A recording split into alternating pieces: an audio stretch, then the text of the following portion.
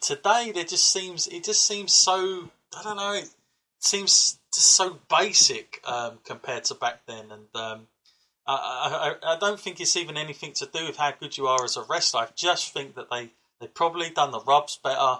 They probably guys like The Rock were beating the best guys, and they didn't do this 50-50 business either. That's a major point to that. But thank you for your question, Danny K. Okay, let's take the last couple now. Raj emails in. Hello, why do you think Seth is not cheered as much? We spoke about that, I think, maybe on this podcast, Matt, but why isn't he as over as perhaps he should be? We all wanted it, and now we're sort of questioning that. Well, yeah, it's because I would say it's because it's not the way we wanted it. I think we knew he was going to turn face, but I think you have to have the right person to turn against. And we was all hoping it would be Roman. Now, I don't want to go back to this again. Otherwise, we keep going around in circles with this. But if they did the double switch, and Roman was the bad guy now, he'd be getting more boos than anybody in the company, and Seth would be getting more cheers than anybody. Yeah, I think you're right. The only thing I'll add to that, really, I totally agree with Matt there, but the only thing I'll add is that it was very false. There was not much story on the turn from Seth Rollins, other than the fact that Triple H come out and decided to pick Owens, and we still don't know why. We're still scratching our heads. Like, how many months has that been now? That's ridiculous.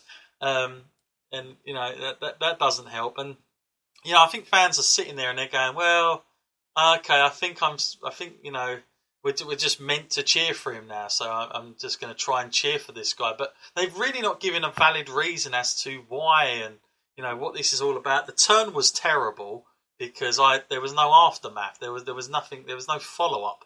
So that hasn't helped one iota on this, and so we don't really know.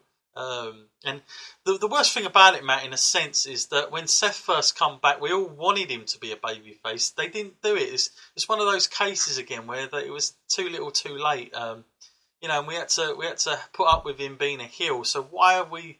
He said all that stuff. It's very hard now to come back on that and then try and cheer him. I think fans would have accepted him after that 24 episode, especially. Let's cheer this guy, but they didn't do it. So. Too little, too late on that one. Last question now. This is from Kirsty from Louisiana. I know I might seem a bit biased as I'm a woman, but I feel Charlotte is the most credible champion in WWE. She's just so good to believe in what she talks about, and just an incredible performer in the ring, man or woman. Do you agree? Well, I tell you what, actually, I was last night. I was thinking about that, and I was thinking about the matches they had at Hell in a Cell, and I actually did have that thought in my mind. I did think that Charlotte is the most well-rounded champion, and I've said it many times, haven't I? That I like a champion that can stand up on their own 2 feet, and I've always had a soft spot for the heels. I like the way they come off, but when they can go out there and do it, and you don't have to hide behind someone, or you're not looking like what Kevin Owens is now, like a weak champion. You go out there like a strong champion, and we were talking about that promo that Goldberg did on Raw. Let's forget that and think about the one that Charlotte did. She did that with complete confidence, and it was flawless. She delivered that, and she talked about the Survivor Series match.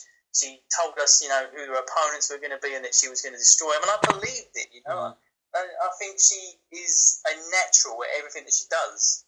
Yeah, I'm totally with Matt. I think just thinking about it, I'm trying to think of another champion. I mean, I liked The Miz for a little while. I'll say his run was good, but that's ended. So yeah, currently I would say Charlotte is. I mean, she and that belt probably is the best they've got at the moment. I'd put AJ close to it, but I think as far as person carrying the title, I'd say I think it's spot on there, and I think that's not just because she's just out of females. I think that's everything. I think she really is. And I think just as a performer in general, male or female, she's definitely, I would say, in the top 6 in that entire roster. And that's saying a lot, considering how long she's been on that roster. But she's very good on the mic. She's very comfortable. And, yes, she delivers a great match.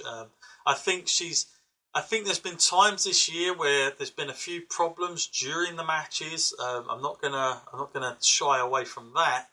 But I think if you look at where that title holds up and ranks at, Matt, it's got to be by far the most worthy belt at the moment that's in the company. So she's, the champion. The belt doesn't make the wrestler makes the belt. I think a lot of times WWE get that wrong. They think just by putting the belt on them, all of a sudden everything's going to change and people are going to perceive them differently. No, that's not always the case. We've seen it many a times, including The Miz when they put the belt on him, and it doesn't always work. You've either got it or you haven't, but you make that title your own. If you're a CM Punk or you're a Brock Lesnar and all these iconic stars that have won that belt, and they've always had a little touch to it, like something you'll remember their era by. And I think certainly an era of Charlotte will definitely be remembered. And I definitely think you're very spot on there with that. So yes,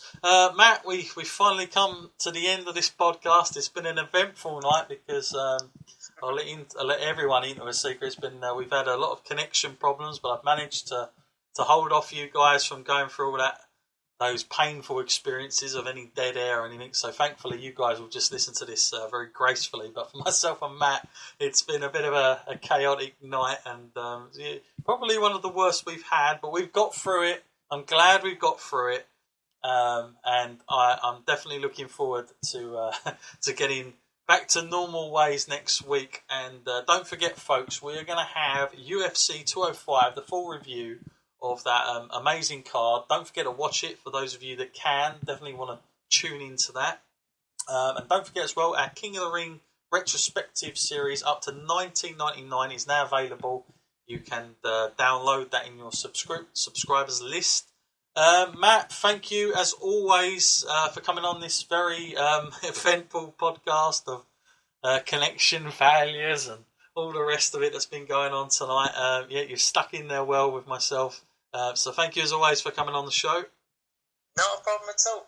Yeah, and yes, and until next week, folks, have a great week. Tune into all the stuff, and we'll be back next Monday.